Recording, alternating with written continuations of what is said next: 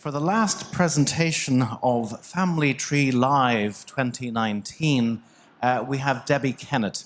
Now, Debbie is probably one of the most prominent genetic genealogists in the UK, is very, very well known for her work on Cruise News, which is her blog about everything that's happening in the genetic genealogy community. And that arose out of her DNA study on the Cruise DNA Surname Project. Debbie is also a member of the Guild of One-Name Studies. She's also an accomplished author. She wrote a chapter in the recently released book, Advanced Genetic Genealogy, which you can get from an Amazon.com website near you. And so it gives me great pleasure to introduce Debbie, who'll be talking about ethnicity demystified. Please give her a warm welcome. Thank you, Maurice.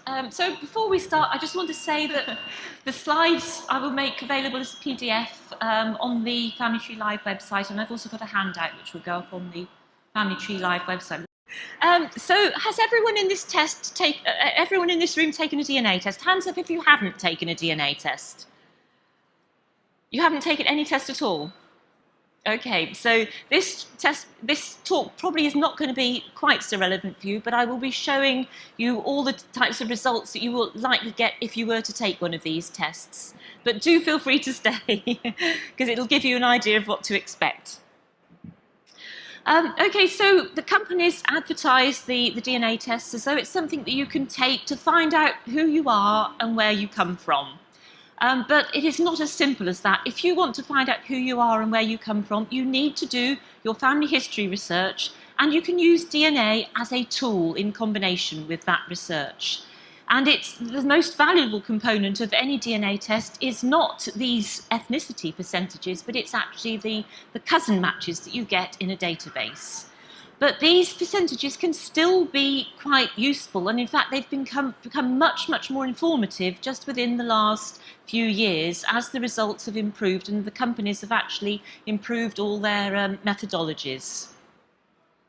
So at the moment we have 5 different companies that we can use where we can get these reports. All of these companies offer cousin matching, but they also offer these admixture percentages as an extra component of the test that you take.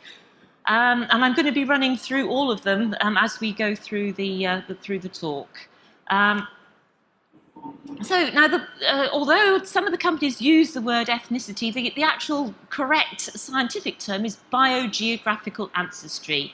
And the tests are called different things at different companies. So Ancestry DNA and MyHeritage call the test an ethnicity estimate. 23andMe call it an ancestry composition. Living DNA call it a family ancestry test. And Family Tree DNA call it MyOrigins. But with all of the tests, you get percentages of your DNA attributed or matched with different populations. Now, there is actually a problem with the company's use of the word ethnicity, because ethnicity is actually nothing to do with our DNA. Ethnicity is all to do with our social heritage, our cultural heritage, our linguistic heritage and religious heritage and so on. And the important thing about ethnicity is you can choose what your ethnicity is. And it may be that you've got 1 Irish grandmother and 3 English grandparents, but it's your Irish heritage that you identify with most. And people can choose whichever parts of their ancestry they want to identify with.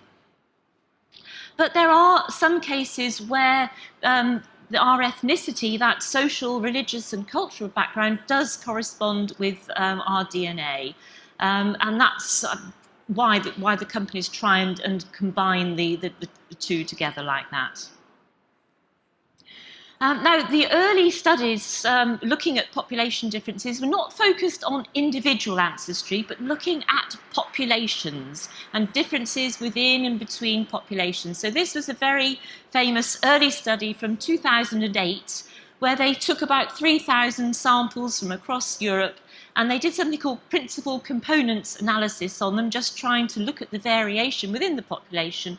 And you can see that people cluster within within sort of fairly close boundaries, you know, based on their countries of origin. But they're not separate. There's not discrete boundaries between each group. So you can see that Britain and Ireland are clustering close together, and then you've got Spain and Portugal down the bottom there, which are also clustering close together, and then you've got Italy forming another cluster down the bottom. So. When you look at populations, there are distinct variations that you can see like that. And the technology is improved, and there's a very famous study published a few years ago called the People of the British Isles Project. And in this case, they had just over 2,000 individuals, and all of whom had 4 grandparents born within 80 kilometres of each other. And then when they started to do a clustering process, putting people in genetic clusters based purely on their genetics, they then overlaid that with the coordinates. They took the 4 grandparents and then did an average of the coordinates of where the 4 grandparents were born, and they overlaid the 2, and there was this amazing pattern of population structure within the British population. So you can see that Devon and Cornwall both formed separate clusters. You can see that North and South Wales formed distinct clusters, and you can see if you can see that little yellow cluster in Pembrokeshire. That represents Little England in Wales, where there was an English community that settled in Wales. And then we've got separate clusters up in Ireland and up in Scotland. And then another amazing thing, when you actually look at the data, you see a few anomalies. And so if you look at Devon there, with all the little blue dots to indicate origin from Devon, there are a few stray Devon dots. And one in particular I was going to look at, this one up here in the north in County Durham. And when the researchers got this result, they could see immediately it was an anomalous result. And then they started to look at the history of County Durham, and it was actually a mining community. And then when they went and investigated further, it turned out there was a pattern of migration from Devon and Cornwall in the 1860s, and those families had moved from Devon, settled up in County Durham, and then what they'd done is they'd all married again within their little community of Devon families. So here we've got a Devon signature up there in County Durham. Now, when we try and look at an individual's ancestry, it becomes much more complicated. And one of the things that you have to bear in mind is that we only get 50% of our DNA from each of our parents, so that means 50% of our DNA is lost in every generation. We get on average 25% of our DNA from our grandparents, but we don't get exactly 25% from each grandparent. So we may only get 20% from one grandparent and 30% from another. So if you're particularly interested in, say, your Irish ancestry, and you've only got 20% of your DNA from that Irish grandparent, you're going to have a lot less of that Irish component in your DNA than perhaps your sibling who may have inherited 30% Irish DNA. And then as we go further back in time, the DNA is diluted even further, so that if you say only had one great-great-great-grandparent who is a French Huguenot, and you were hoping to identify your French Huguenot ancestry, it's quite possible you don't actually have any DNA from that ancestor at all. So here are some statistics showing the probability of inheriting DNA from a specific grandparent. So once going back to about 3 or 4 great-grandparents, you should all have DNA from those grandparents, but there's a very, very small percentage that you won't have DNA from one specific grandparent. But then as we go further back in time, we end up with, we only have DNA from a very small subset of our ancestors. So back in the 1600s, you probably only got DNA from about a third of your ancestors back then. So if you're going to take any test that's looking at your ancestry, it's not going to represent all of your ancestors. It's only going to represent the ancestors from whom you've inherited DNA. Now, Graham Cooper, population geneticist who's British, now working in California, did these wonderful simulations looking at people's pedigrees going back for 15 generations. And because the number of our ancestors keeps doubling, and we get to a point where we have more ancestors than there ever were people in the world. So that means our pedigrees start to collapse, but the numbers start to get quite mind-boggling. So even if we go back 15 generations, we have 32,000 or so ancestors. And then it's a question of, if you're taking a test to work out who you are and where you're from, which of those ancestors are you actually particularly interested in? And I think for most people, it's actually probably the more recent generations, but the tests actually cover quite a wide time depth, and it depends on the test and which markers are used as to what time depth is covered. And then as we go back further and further in time, we go back 30 generations, and we all have, in theory, 1 billion ancestors. And of course, the numbers start to get completely crazy after that. And what this means is that if we just go back 1,000 years ago, everyone in this room who has European ancestry, we are all related. So Morris and Donna sitting in the front, they don't show up as genetic matches to me. They're my cousins. Everyone in this room, you are all my genealogical cousins. And with extending way out into parts of Asia as well. And then if we go back 2,000 to 4,000 years ago, we reach a point where there is one person, a theoretical person, who is the common ancestor of every single person. And if we go back around 5,000 years ago, every single person who was alive at that time, who had descendants, we are all related to them. We all have the same set of identical ancestors. It's just that some of us will have them in, it may be that, because I'm mostly from Europe, I will have fewer of my set of ancestors from Asia and Africa than someone who's from Asia, but we all share the same set of common ancestors, or else those people have not left any genetic trace at all. So a quote from my colleague Mark Thomas, the web of human relatedness is very tightly spun. We're all very closely related.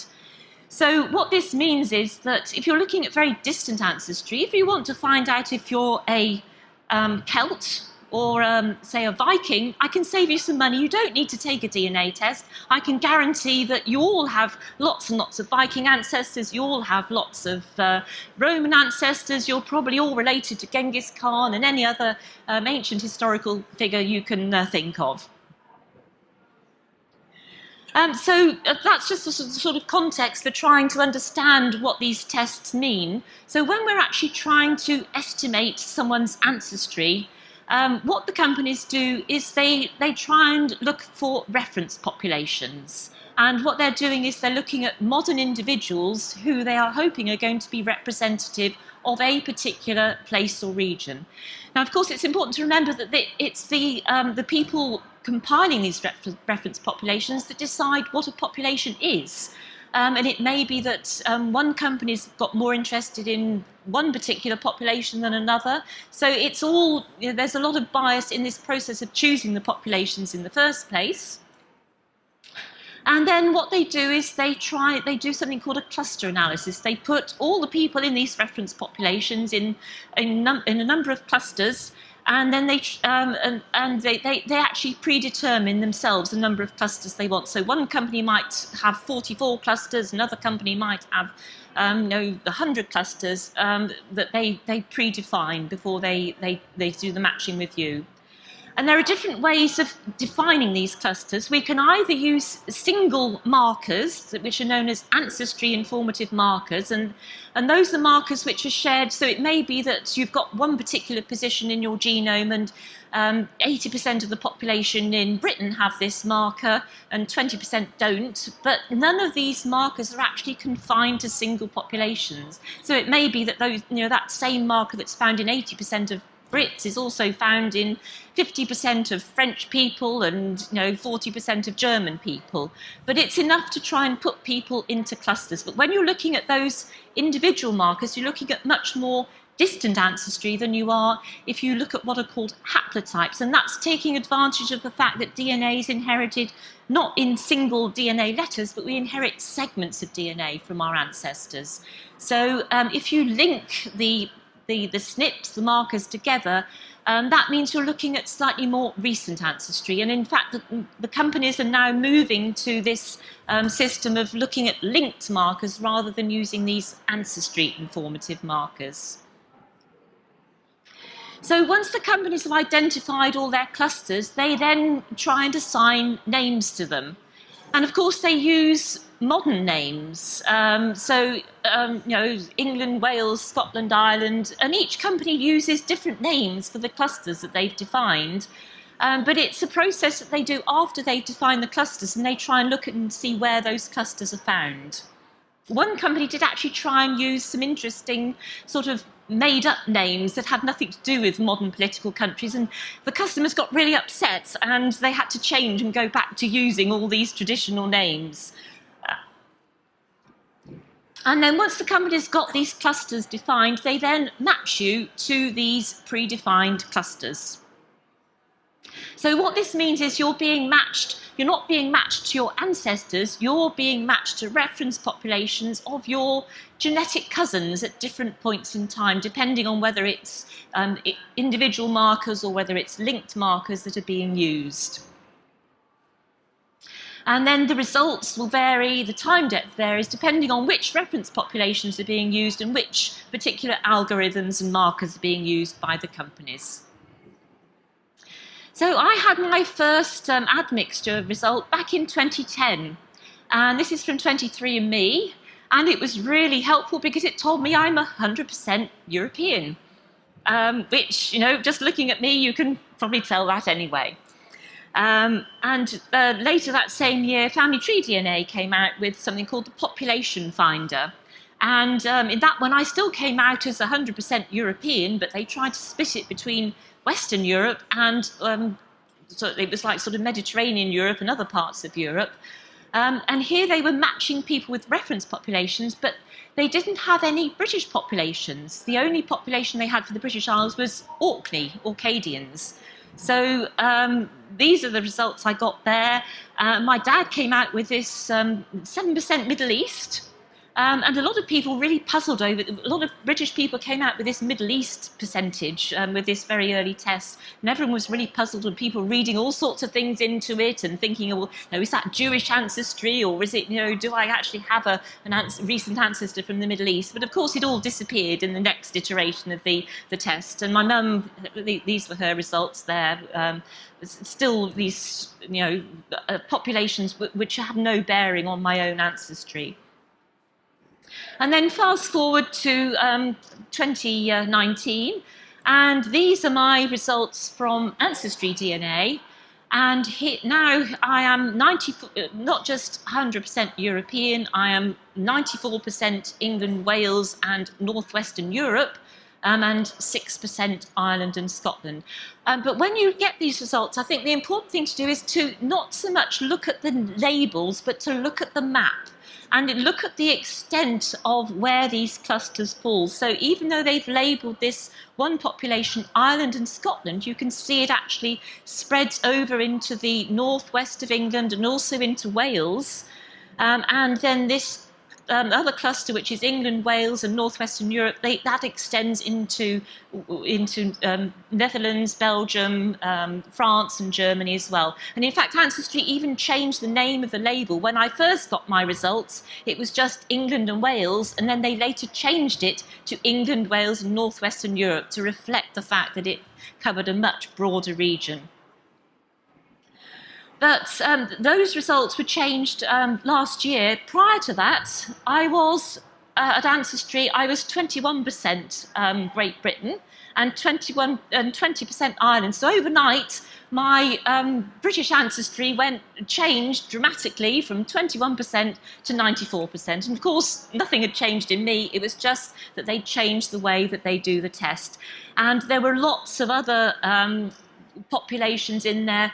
With the old ancestry test, a lot of people got Iberian, and we had lots of people fantasizing about their Spanish ancestry and Portuguese ancestry, but it all disappeared in the next iteration of the test. And they also cut out these small trace percentages. If you only get less than 1%, those are just not reliable.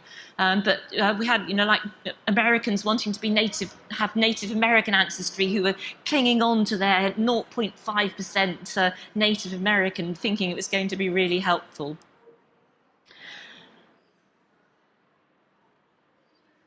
Now, how many people have actually tested at Ancestry here?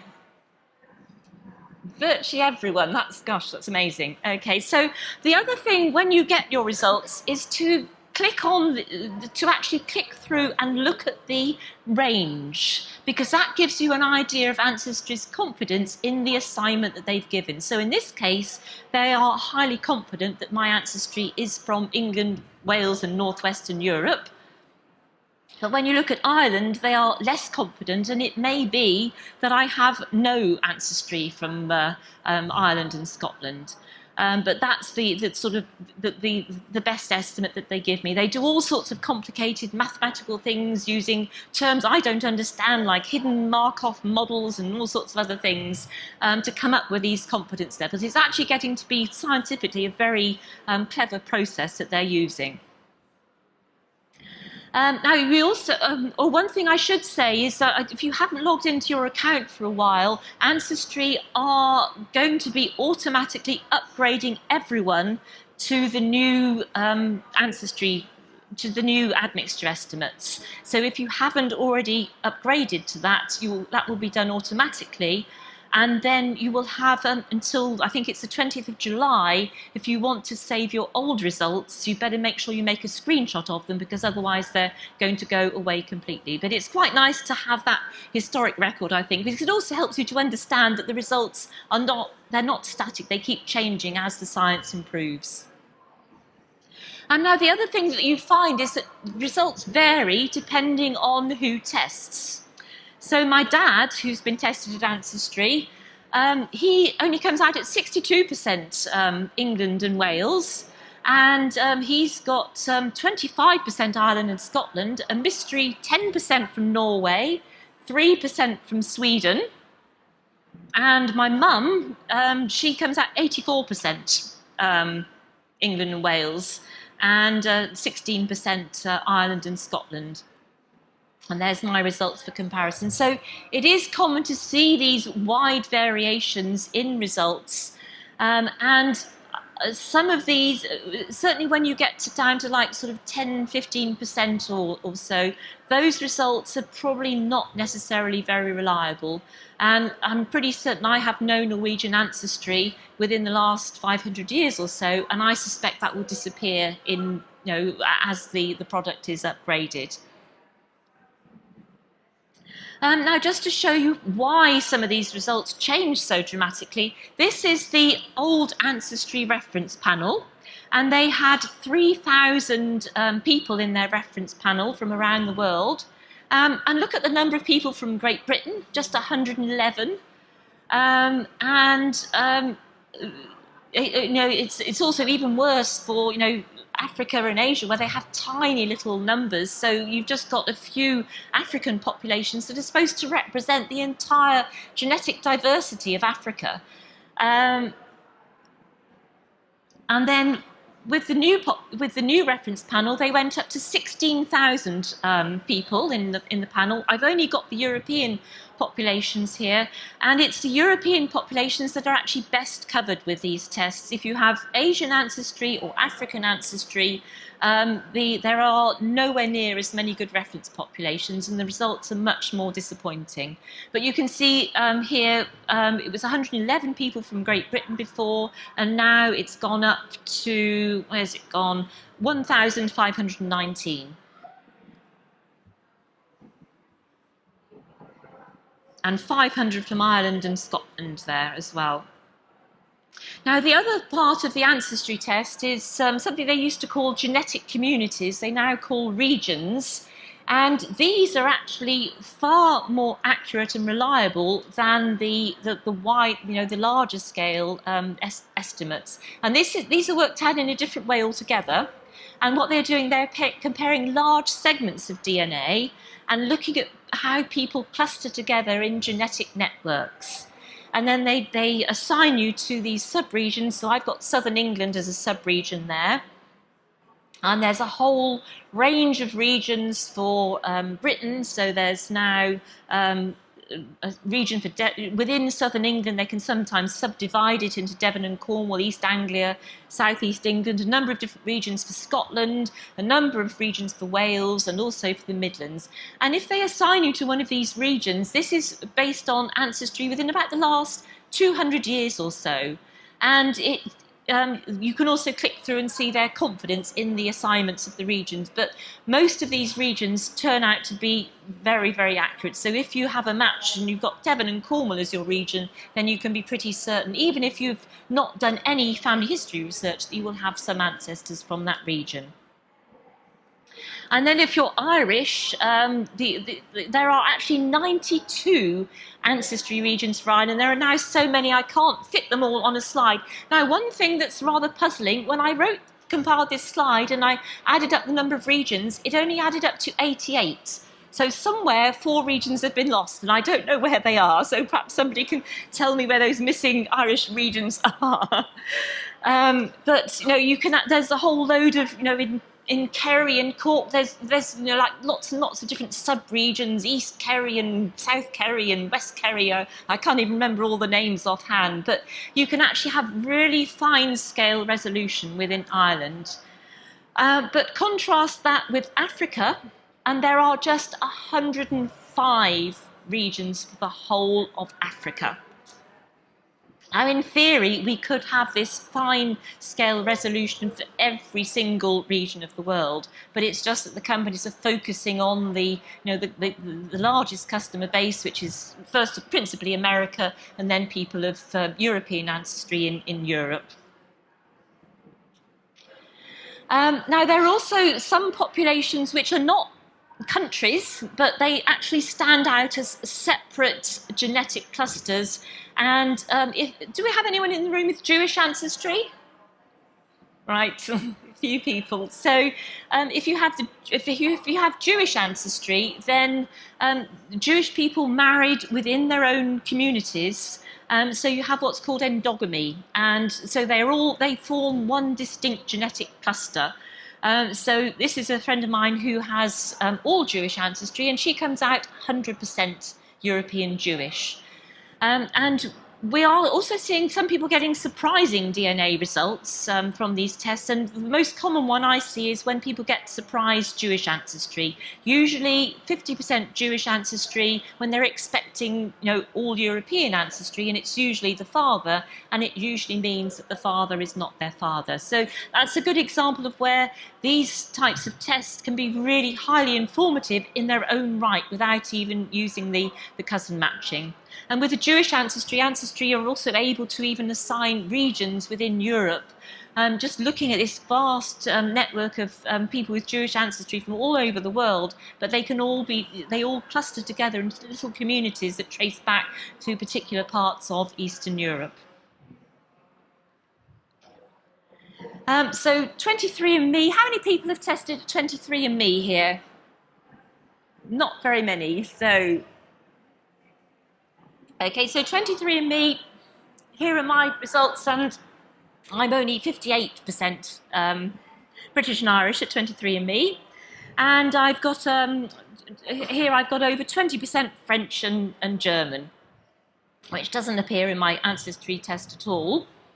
And 23andMe are also trying to introduce to do refinements within countries, and we can see that here with my regional breakdown for the United Kingdom. This is supposed to be based on ancestry for the last 200 years. But at the moment, this doesn't seem to work very well. I think what they're doing is taking people with 4 grandparents born in Britain, and I've got 3 grandparents born in London and 1 grandparent born in Bristol. So I could be in this reference population as a Londoner, but of course my ancestors weren't from London, they're from all over the place. And you notice how so many of these are, metropolitan areas, all the centres of the Industrial Revolution.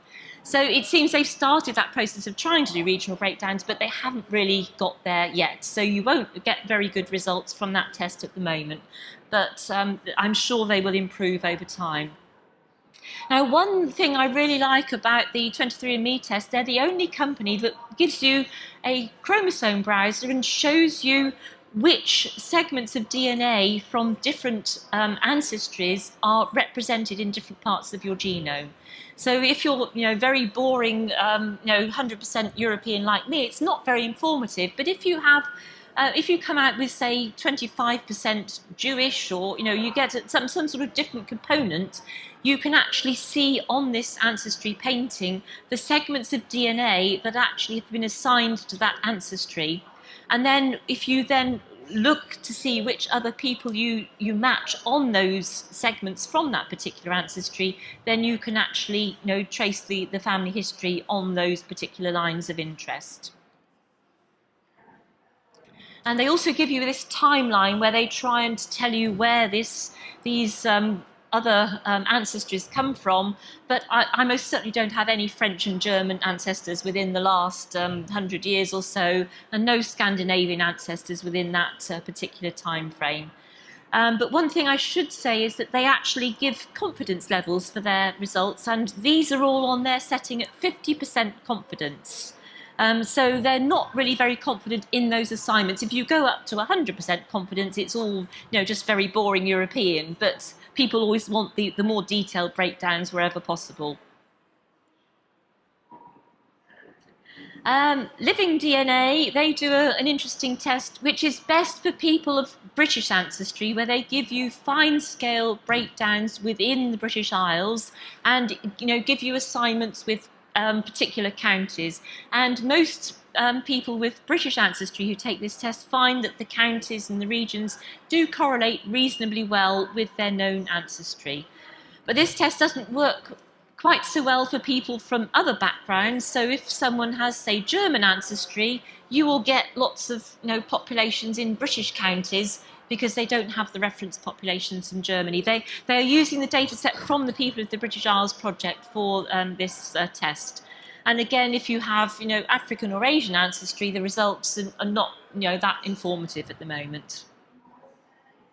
But the one aspect of the living DNA test that I really like, that is actually people very rarely seem to look at, is the Your Ancestry Through History, where they take your genetics back further in time and look at the level of sharing with other, they extend the cluster of sharing. So if we go back 1,200 years, I share my DNA with the people in the reference population, so it starts to spread out all across into Europe there. And then if we go back 5,000 years, suddenly my ancestry starts to spread out across the whole of Europe and Asia.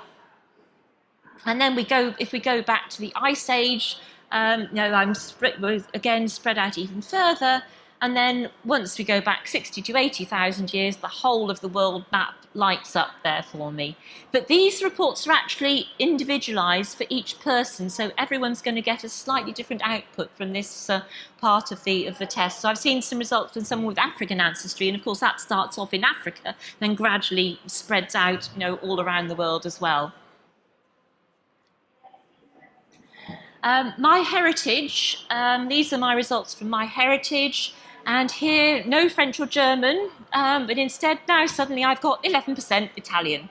Very exciting. But that, again, I think is an artifact of the testing.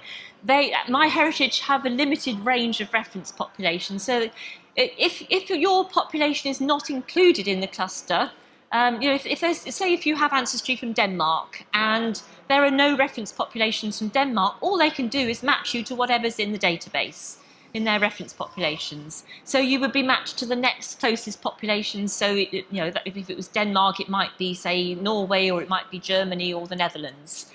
And MyHeritage, I saw some results from somebody who's from Ghana. And he came out at 85% Nigerian.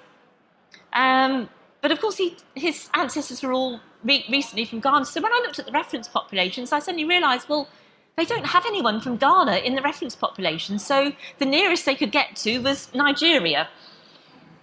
So there's, especially for the African and Asian countries, there's still a long way to go with these tests. And here's a comparison with me and my mum and my dad at MyHeritage.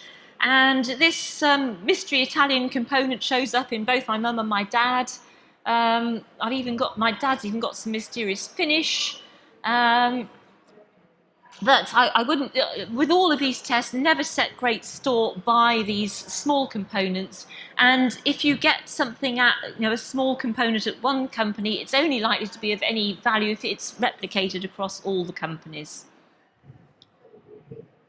Now, family tree DNA, I think they are supposed to be upgrading their My Origins report. At the moment, I have a feeling some of my family were used as their reference populations, because I come out as 100% British, as do all of my other family members.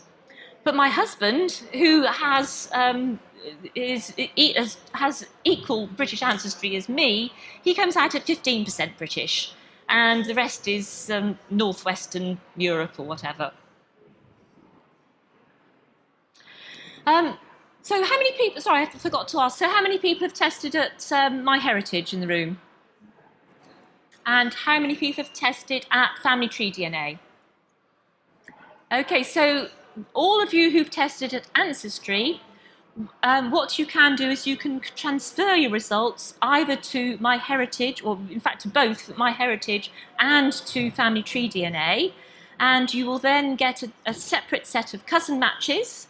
And you will also get a new admixture report. Now, at Family Tree DNA, you have to pay $19 to get the My Origins report. At MyHeritage, you now have to pay a fee of $29 to do the transfer, but it saves the cost of paying for a new test. And you can also do a transfer to Living DNA. They just started to do relative matching. But you would have to pay a fee to have the ancestry reports from them.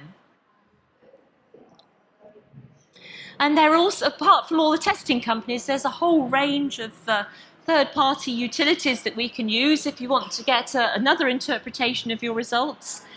You can upload your results to a site called GEDmatch. Make sure you're happy with the terms and conditions, because they've recently changed over and now accepting law enforcement cases in their database. But there's a whole load of citizen science tools on there under these admixture utilities which you can play with as much as you like. Whether or not they mean anything, I don't know, but some people like doing this and they seem to get a lot out of it. But I think also a lady in my workshop yesterday who was has African ancestry said that she found these results actually much more useful than the results she was getting from the testing companies. So here's one of my set of results, and here these typically give you a wide range of populations, all sorts of interesting populations from around the world. And another site where you can upload your results is DNA Land. This is a research project, and if you upload your results to this project, you are sharing your results with the New York Genome Center and making your results available for research purposes. But in order to encourage people to share, they provide all sorts of extra reports. So with this one, I get an interesting percentage of finish, but the one I really like is I've got 2 assignments of ambiguous DNA. And I really like the honesty that they can't assign it to any particular population. I'd rather see ambiguous DNA with some of the other companies than something that's highly misleading. And they give you a nice little map here as well. So just to sum up, if you want to find out who you are and where you come from, you need to do your family history research, and you need to take a DNA test with all the different companies and find your cousins and work with your cousins and work with your matches, and that is by far the most effective way to learn about your ancestry. And you can, if you're looking for a Spanish if you think you've got Spanish ancestry, that would show up with the matches that you're getting with your cousins. You would expect to see Spanish surnames. You would expect to see Jewish surnames in your match list if you had Jewish ancestry, and German names if you had German ancestry. But these admixture tests have actually come a long way in the last decade, and they are a lot more informative than they used to be. And in fact, for some people, it can be a life-changing experience when they take their tests and first open up these results, and then the test is not telling them who they are, it's telling them that they are not the person that they thought they were. And as the companies add more reference populations, they improve their algorithms, the results have become better. We're getting more and more granularity with the results. But it's still very much the case that people of European ancestry, they are getting the best results. Ancestry and 23andMe are both making efforts to try and improve their populations from Africa, and 23andMe is improving populations from Asia, but they're focusing again very much on the American market, and the people in California who there's a lot of Asian people from Vietnam and places like that. So we've got British people looking for ancestry from British India, as some of you are, and India is very poorly covered in these data sets. When I looked at the ancestry reference populations, I think they only had something like 80 people from India for the whole of India, which is just so disappointing. Now, everyone will have their own favourite company. Donna came up with the idea is that the results that you like best, the best results for you are the ones that you like the best. So just choose everyone will find that one particular company works best for them, and those are the reports that they like best. But bear in mind that your results will change over time, so expect to see your results change. I think I'm on the third iteration of my results at Ancestry. It's about the third iteration at 23andMe. Family Tree DNA is on their second version, and I think they're supposed to be coming up with a new one later on this year, hopefully, and MyHeritage are already on their second version. So all the companies are competing together. It's great that we've got so many companies, and that competition is really helping to drive the market forwards. Okay, so I think I've covered everything I want to say. Does anyone have any questions? Thank you very much, Debbie Kennett. We have 1, 2, 3. I'm going to take this lady here first in the front row. Debbie, if you've got Ancestry tested on Ancestry and Family Tree DNA, you obviously don't need to upload Ancestry to the other one, do you? No, you don't. Ancestry don't accept uploads, but if you're already on Family Tree DNA, then you don't need to add your results twice, no. Right, and just to follow on, would living DNA be a help to me if half my ancestry is probably Jewish? Living DNA don't have any Jewish reference populations at the moment, so they're not detecting Jewish ancestry at all. They're the only company that can't detect Jewish ancestry. But that should change at some point. They're supposed to be releasing some updates as they've acquired lots of extra reference populations. Okay, thanks. But it's, at the moment, I would only recommend living DNA for if you're interested in the breakdown within Britain. Which company do you think is the best for Jewish ethnicity or Jewish ancestry in terms of just looking at what part of the world your Jewish ancestry might come from? I think Ancestry, because of the communities, and they've got a whole range of communities for all these different, like subpopulations, all scattered all over Eastern Europe.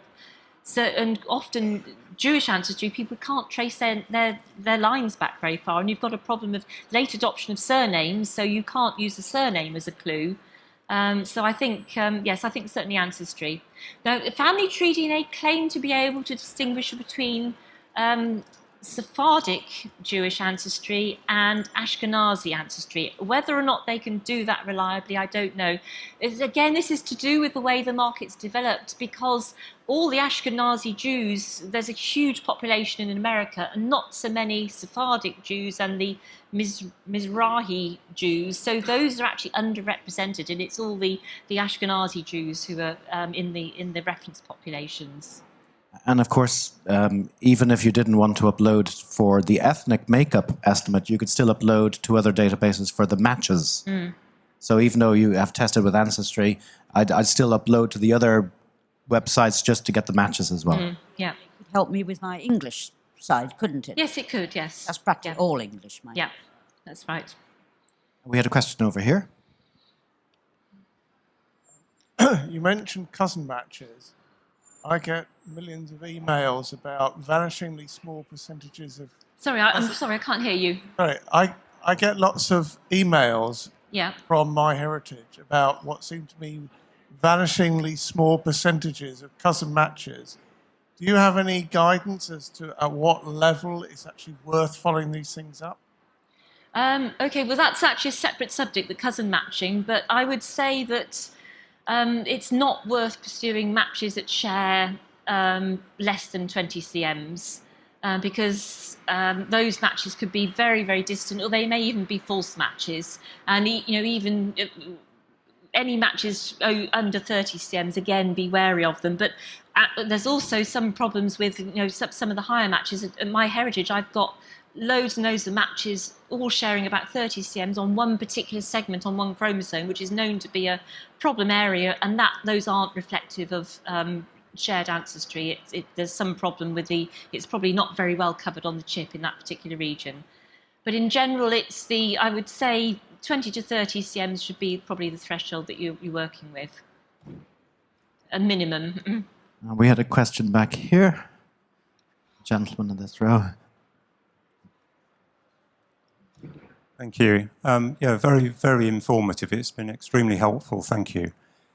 Two things, really. I think the first is that I'm not sure that the companies make it clear that or certainly for some of them, that their results lack a degree of credibility because of the bias in or the smallness and bias in the reference populations.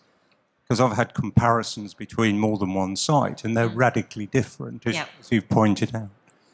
The second thing, though, and my main question is, as time goes on, and with the movement of people across the world, and therefore a great deal of intermingling of populations, doesn't it become more difficult to find a suitable new reference population that has any credibility? Yes, it does. And in fact, it was interesting with the people of the British Isles project. It took them 10 years to collect those samples. And if they hadn't started to collect those samples when they did, they said that they probably wouldn't have been able to get those samples because they just started to it's mostly people in their 50s, 60s and 70s who were coming forwards.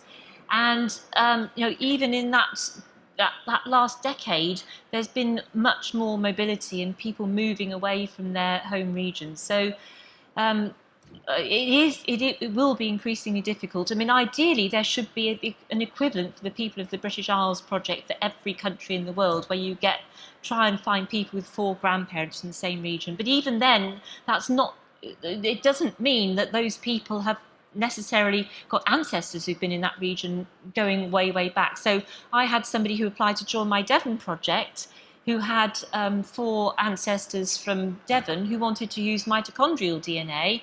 But in fact, when she went back another generation, it turned out that line was actually from Cornwall and not Devon. So she didn't qualify for my Devon project with her mitochondrial DNA, despite having 4 grandparents born in Devon. But the thing is that it's been the same throughout human history. There's no such thing as a pure population. Humans have always, travelled around, migrated, mixed, and so although the population geneticists talk about these admixture events, it's much more of a sort of gradual process, and there's always sort of leakage across borders. So you've got people in France, or you've even got like Alsace-Lorraine, which is partly in France and partly in Germany, depending on which period in history you're looking at. So there's always been this crossing of borders, and as I say, we're all related within the last 5,000 years.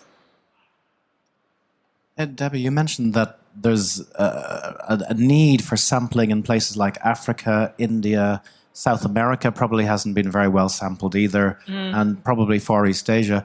23andMe did have that project, the Roots into the Future project, the African DNA project, where they sampled 10,000 African Americans who were recent immigrants to the US. So they had grandparents who were born in the same small area in Africa. And I think if they had 10,000 people, they would have got fairly good coverage of certain parts of Africa anyway. So it was a very similar project to the people of the British Isles. But do you know if that's actually been translated into their ethnic mapping that they give Yes, on? it has, because I mean the African person who tested, who got the 85% Nigerian, again he had the same problem when he got his results from 23andMe. There was no Ghana in the 23andMe data set, and then they added Ghana after that update. But I think the challenge is to get the populations from the countries, because and this is where it gets difficult, because what you don't want is Western people going into Africa and India and collecting samples to help rich Americans with their DNA results. It's really something that needs to be done in Africa, in Asia, by those people for their people. And there are now lots of reference projects in Africa, research projects in Africa where people are doing, like whole genome sequencing, and there's just so much more to be learned. But a lot of the bias is not just with the companies; it's in the research that's being done. So, when you look at all the whole genome sequencing projects, all the research projects, it's really, really Eurocentric, and it's actually, to the extent where it's actually really embarrassing how Eurocentric they all are. And then you've also got the problems with the Native Americans, and we had an interesting conversation with a couple of Native Americans at a conference recently, and they were offended when they were asked by 23andMe, they were given a free DNA test by 23andMe, because they don't want their DNA being used as a commodity by the companies. And they want to do their own testing and use their DNA for projects that help them, not to help other people. And they see it as their DNA being effectively stolen for enrichment of others. Question here in the front. You mentioned there was quite a lot of interest in Ireland, and I just wondered, does that mean that similar to that UK one, you can get a breakdown for areas in Ireland? There was a separate project for Ireland using, perhaps I should have mentioned that, using the same type of methodology as the people of the British Isles project. They went one step further. And rather than just collecting DNA from 4 grandparents born in the same region, they wanted people with 8 great-grandparents born in the same region. And they were only able to find, it was something like 200 people. If they'd only gone with grandparents, they could have got several thousand people. But they produced a very similar paper showing that fine-scale breakdown within Ireland, but they haven't made the data set publicly available. They're keeping it to themselves, so that can't be used. But a lot of the people who were part of that project, they have participated in other projects, and they're in all the company databases, so their results can still be used. And there was a similar project for Spain using the same technology, where they looked at breakdowns of regions within Spain. So I think we're going to see many more projects like that for many other different countries. There was also a project done by Dan Bradley's team at Trinity College Dublin, where they looked at, I think it was about 600 or 900 patients who had either ALS or multiple sclerosis. And again, they were able to, depending on where in the country they came from, they were able to identify a unique genetic signature for various parts of Ireland. And that paper is available online as well. The sad thing is, though, unlike the people of the British Isles data, which was made commercially available, neither of these 2 data sets have as yet been incorporated into the offerings from the direct-to-consumer companies. Hopefully they might be in time, but frequently academic institutions like to hold on to their data and don't release it for wider use. So I don't know at this point in time whether any of the companies are planning to use these 900 multiple sclerosis patients to create better regional groups within Ireland. But I think Ancestry and what they're doing is probably just as good. What do you think, Debbie?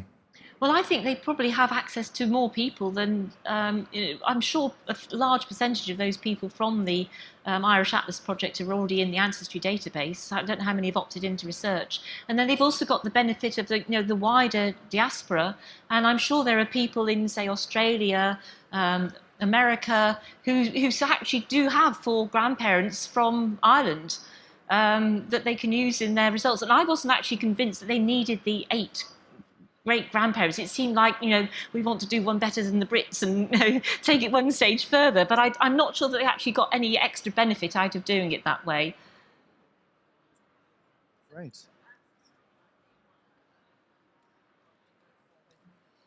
Ancestry might then be a good one to use. For Irish ancestry, For Irish yes. ancestry. Yeah. Right. Because they've got these 92 regions within Ireland. And we have a question over here.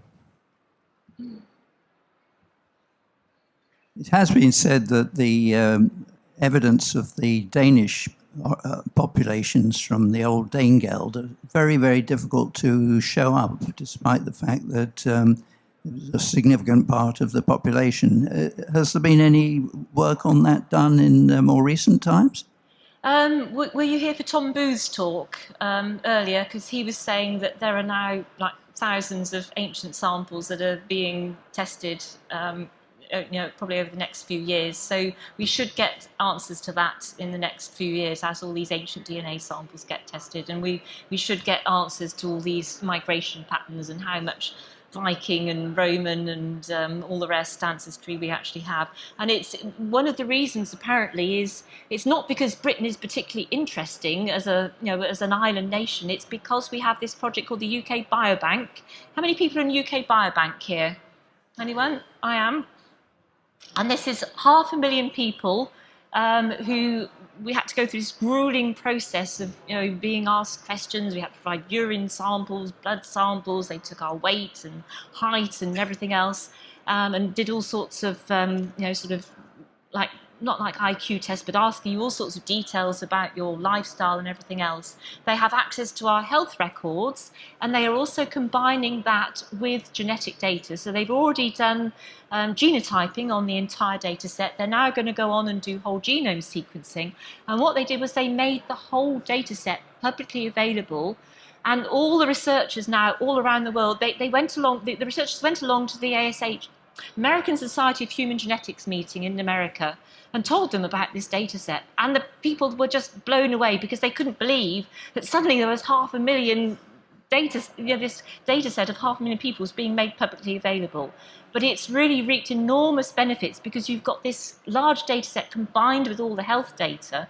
So what people now want to do is to actually look at the history of some of the all the conditions, different things like lactase persistence and all sorts of other things, and look at those the origins of those and the spread.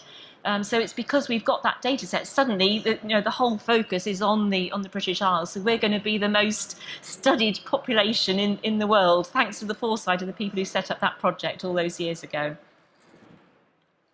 Great. Martin, we have a question from Martin. If one of the testing companies add you to the reference, do they let you know? Because, for example, in Ancestry, I've got a tree going back to my great-great-great-grandparents, all documented, so I've got all the paperwork and everything in the tree to prove it.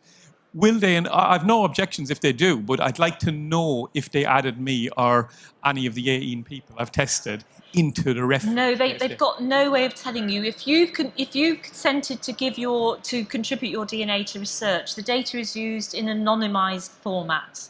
And also, I think it would be ethically problematic because once they've got the reference populations, they've looked at people with, say, 4 grandparents from a particular region, they then do this PCA cluster analysis and they try and detect outliers. So you can imagine that some of the outliers are people who aren't who they thought they were. So it could be potentially ethically challenging to have to report to someone, sorry, we can't include you because you're not Irish, you're English. Well, I'm 92% Irish with Ancestry, but with my heritage, I'm 28% English. Right, that's a disaster. I was very disappointed when I lost my 20% British in March of last year and I became 100% Irish. I was like, gosh, I'm boring. Anyway, we have to call it a day there, but it's been a wonderful 2 days, and I'd just like to acknowledge our sponsors, Family Tree DNA, who have been kind enough to sponsor these DNA lectures that we've organised as volunteers from ISOG for the last 6 years, really, in Ireland and also in the UK, at Who Do You Think You Are in London, and then up in Birmingham. And now they're continuing their sponsorship here for Family Tree Live. So I think we owe them a round of applause anyway.